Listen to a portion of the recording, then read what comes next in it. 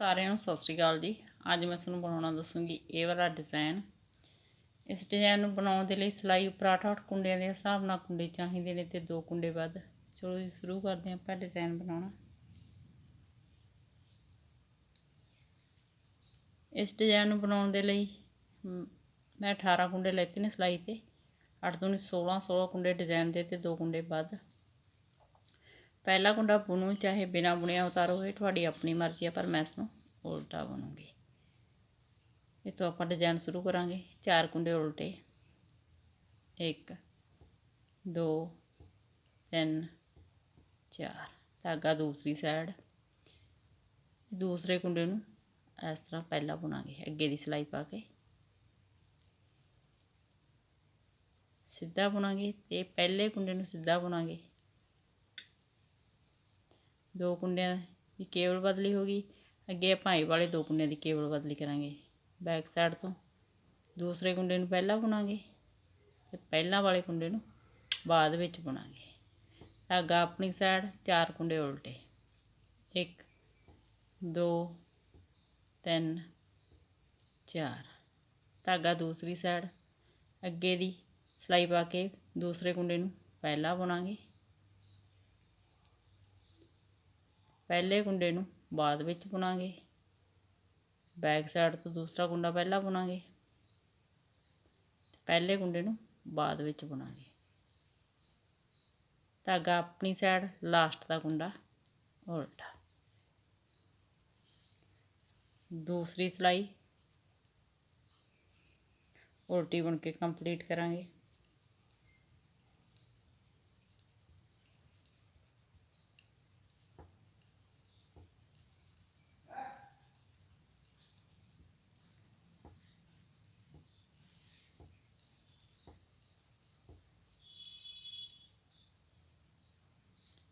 तीसरी सिलाई सीधी साइड पहला कुंडा उल्टा बुनिया। इतों आप डिजाइन शुरू करा। 4 कुंडे उल्टे, 1 2 3 4। धागा दूसरी साइड पहला आप 4 कुंडे की केवल बदली सी। ये विचकार वाले कुंडे बाहर लैके ते बाहर वाले कुंडे अंदर। इस बारी बाहर वाले कुंडे अंदर लैके आवांगे ते अंदर वाले कुंडे बाहर। यानी पहला बैक साइड तो दूसरा कुंडा बुनांगे। पहला अगे की बुनिया सी अपने पहली सिलाई च, तीसरी सिलाई च बैक साइड तो बाद पहला कुंडा बुनांगे।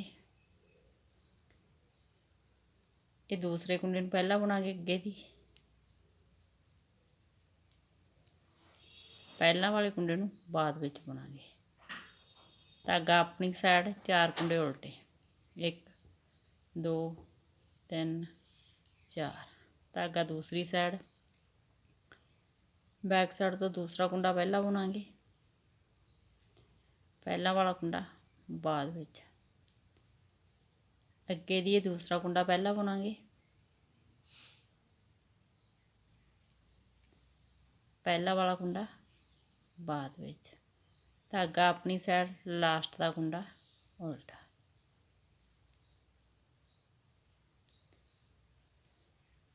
चौथी सिलाई उल्टी साइड, सारी सिलाई उल्टी बुन के कंप्लीट करांगे।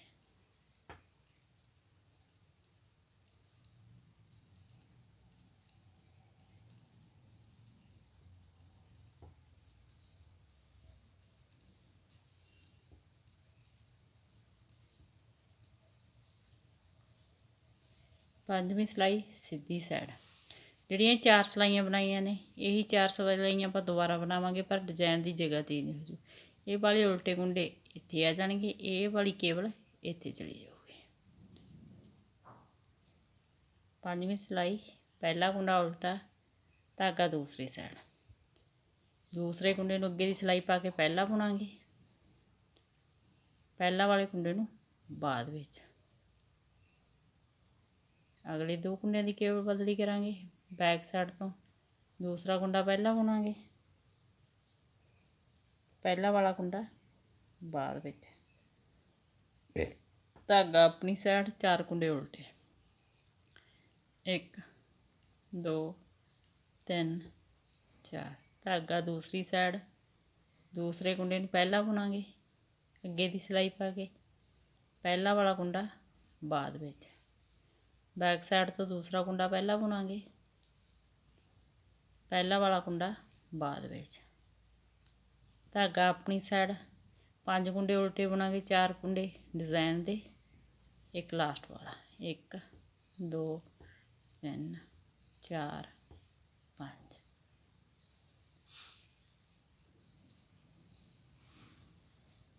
सेमी सिलाई उल्टी बुन के कंप्लीट करांगे।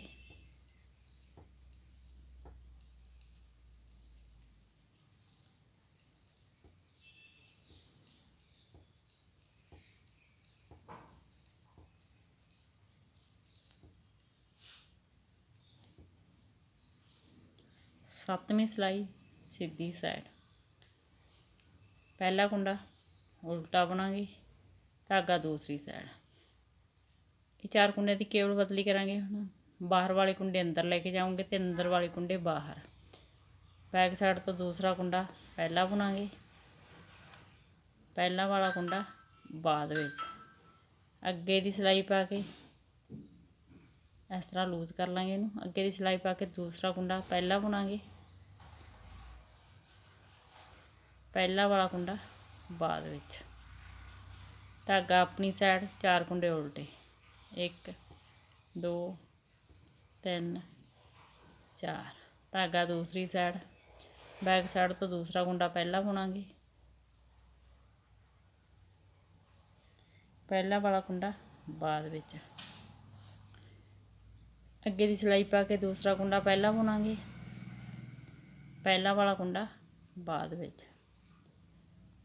धागा अपनी साइड लास्ट ते 5 कुंडे उल्टे, 1 2 3 4 5। 8वीं सिलाई उल्टी साइड, सारी सिलाई उल्टी बुन के कंप्लीट करांगे।